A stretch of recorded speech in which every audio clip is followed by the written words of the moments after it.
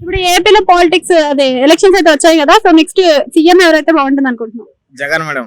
ఎందుకని జగన్ అనుకుంటున్నాం? అంటే స్కూల్స్ అన్ని మంచిగా ఉన్నాయి కదా మేడం. ఇప్పుడు స్కూల్స్ ఎట్లా అంటే ఇంగ్లీష్ మీడియం మాత్రం మారిపోయినాయి మొత్తము. తర్వాత ముసలి పెన్షన్స్ అన్ని వస్తున్నాయి.